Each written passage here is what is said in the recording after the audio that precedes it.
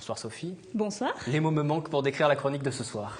Alors, il en existe au bas mot 1 million d'espèces, un chiffre qui serait certainement sous-estimé et qui augmente chaque année. Ils sont nécessaires pour la biodiversité et pour l'ONU. Ils seraient une solution pour lutter contre la faim dans le monde. Vous faites très bien Julien Leclerc. Alors, vous avez deviné? Je vous laisse dévoiler la réponse. Il s'agit bien des insectes. Alors voilà, pour parler de ce sujet, nous avons sur ce plateau avec nous Samuel Jolivet. Vous êtes président de l'OPI, qui est l'Office pour les insectes et leur environnement. Vous allez donc nous parler de ça parce que vous faites des portes ouvertes dimanche prochain. Mais d'abord, pour qu'on se rende bien compte, les insectes sont nos amis peut-être. Oui. C'est les animaux les plus nombreux dans le monde en fait. Il y en a 80% des animaux sont des insectes, c'est ça en gros? Oui, c'est ça. Les insectes forment l'écrasante majorité de la biodiversité animale. Et c'est quand on est en face de chiffres comme ça, 40 000 espèces en France, alors qu'on a à peine 300 espèces d'oiseaux de nicheurs, qu'on se rend compte de l'importance qu'ils peuvent avoir dans l'écosystème et le poids qu'ils ont dans la biodiversité. Est-ce qu'on sait combien il y a d'individus, par exemple, en France ou dans le monde? D'individus, non. C'est les insectes, on peut pas réfléchir en termes d'individus, on réfléchit en termes de population. Parce qu'une seule mouche, par exemple, va pouvoir pondre des milliers d'œufs qui vont donner naissance à des milliers de larves. Et bon, au final, bien sûr, au fur et à mesure de la croissance des larves, il va y avoir un écrémage naturel avec la sélection et la prédation. Mais on ne peut pas raisonner en termes d'individus avec les insectes. C'est la grosse différence qu'il y a entre les insectes et les vertébrés. Et le reste des animaux, d'accord. Donc, vous êtes là parce que lors de la fête de la nature qui commence demain, qui finit dimanche, vous allez organiser les portes ouvertes de l'OPI. Et puis même pendant toute la période là, de la fête de la nature, vous avez organisé plusieurs ateliers, vous vous ouvrez au grand public. Est-ce que vous pouvez nous en parler un petit peu?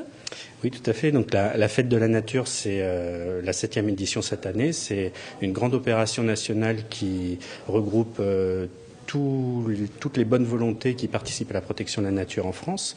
Donc nous, on est un des partenaires nationaux de cette fête de la nature. Cette année, la thématique, c'est Cherchons la petite bête. Donc vous imaginez bien qu'on est particulièrement investi autour du sujet. Donc là, à l'écran s'affichent les rendez-vous qu'on propose à Saint-Quentin et dans les communes alentours. Ouais.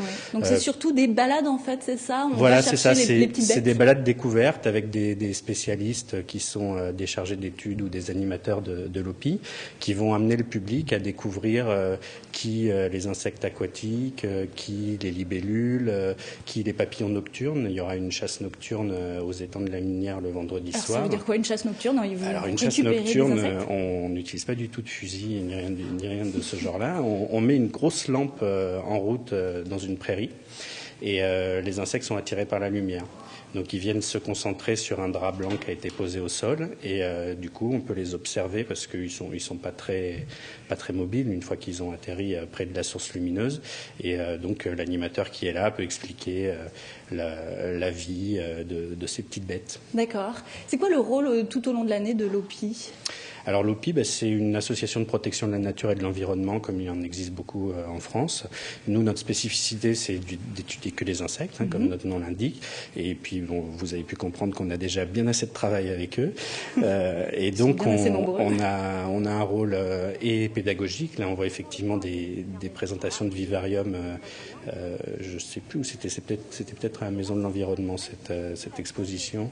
Donc, notre animatrice présente avec des insectes vivants qui sont très, très spectaculaires. C'est des insectes tropicaux, je tiens à le préciser, on n'a pas ça dans nos jardins. Ouais. On a aussi un rôle important d'expertise et d'étude de la faune sauvage. Et de veille sur les espèces protégées? Alors oui, on participe. Le ministère de l'Environnement nous a confié les plans nationaux d'action autour des insectes. Donc un sur les libellules et un sur un groupe de papillons qui s'appelle les Maculinea. Donc c'est un groupe de papillons qui a une biologie assez particulière et qui est très intéressant dans la gestion des milieux. Et donc qui existe ici à Saint-Quentin? Non, pas d'espèces. Pas ces espèces-là, c'est quand même des espèces qui sont liées à des milieux naturels très, très particuliers. En Île-de-France, on n'a pas de Maculinea, donc le plan national d'action n'est pas décliné en Île-de-France. Par contre, des libellules, il y en a à Rambouillet, il y a certaines espèces concernées par ce plan. Ouais. Alors, les insectes, on peut les observer, on peut les protéger, puis on peut aussi les manger parfois. Quelle drôle d'idée. Et oui, 2,5 milliards de personnes le font déjà dans le monde. Et en France, 37% des gens se disent prêts à éventuellement en manger. Nous, on a été rencontrer un traiteur à Trappes qui a décidé de se lancer dedans, de voir si ça pouvait marcher. Je propose de voir ça en images.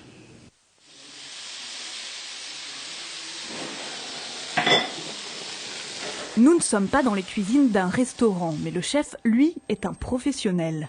Au menu ce midi, gambas flambées au pastis, betterave shioga, piraya et lentilles corail.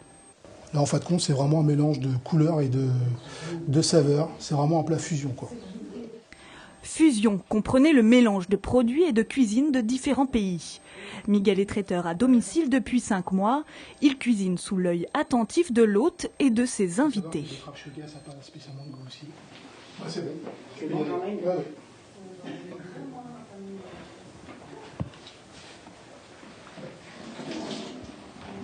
Mais le truc de Miguel aujourd'hui, c'est un ingrédient surprise. Donc, les grillons. Et oui, des grillons. Une évidence dans les pays d'Asie du Sud-Est ou d'Afrique, une excentricité en Europe. Pourtant, la FAO considère l'alimentation à base d'insectes comme une des solutions pour lutter contre la faim dans le monde. Car les insectes sont souvent plus nutritifs que la viande de bœuf, par exemple. Macérés dans du vinaigre puis passés au four, ils sont prêts à être saisis à la poêle. Donc là, ça va aller très vite, la cuisson.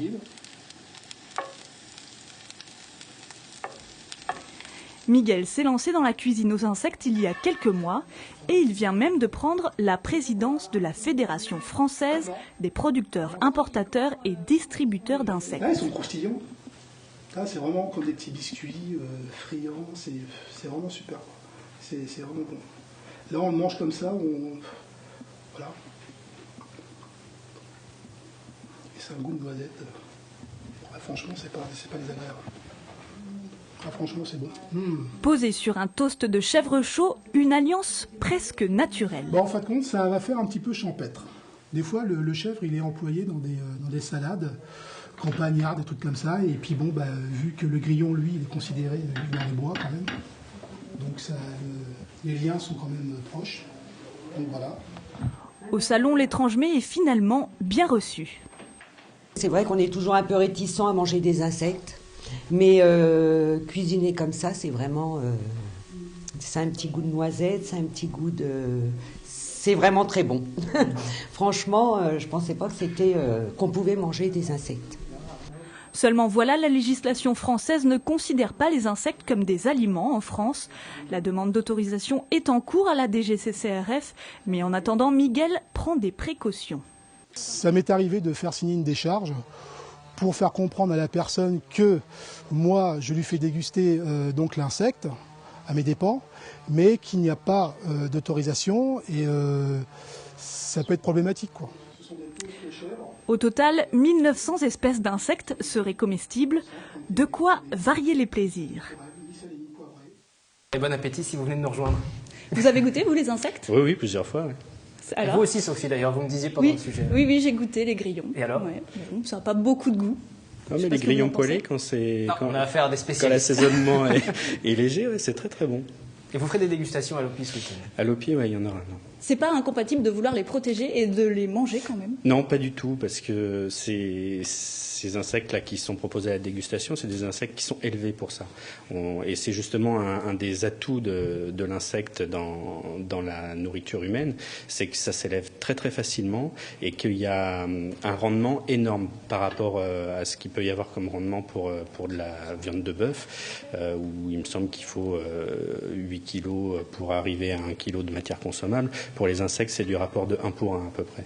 C'est finalement écologique en plus de produire des insectes. Voilà, c'est un des arguments avancés par les gens qui prônent l'entomophagie, effectivement. Ouais. Pour finir, selon vous, les insectes peuvent être des indicateurs de qualité de l'environnement, c'est ça? Oui, tout à fait. On utilise depuis longtemps les insectes aquatiques pour évaluer la qualité du milieu, parce que dès qu'il y a une pollution, en fait, ceux qui sont sensibles à la pollution vont disparaître et mettent du temps à revenir. Donc, comme ça, on peut voir s'il y a eu une pollution qui s'est passée il y a longtemps, alors que la chimie ne nous permet pas de le faire. Et donc certaines Donc ça veut espèces... dire s'il y a beaucoup d'espèces, s'il y en a, et s'ils sont nombreux, l'environnement est sain? Voilà, s'ils sont divers. S'ils sont diversifiés, en fait, parce qu'il peut y avoir une espèce très résistante à la pollution qui, du coup, pullule. Donc, c'est un équilibre entre les espèces qu'on trouve, le nombre d'espèces qu'on trouve et le nombre d'individus. Et si vous voulez tout savoir sur les insectes, rendez-vous à l'OPI. On vous a donné les dates tout à l'heure. Et puis, cette chronique est aussi à revoir sur notre site internet. Merci, Sophie. Merci. De ces précisions.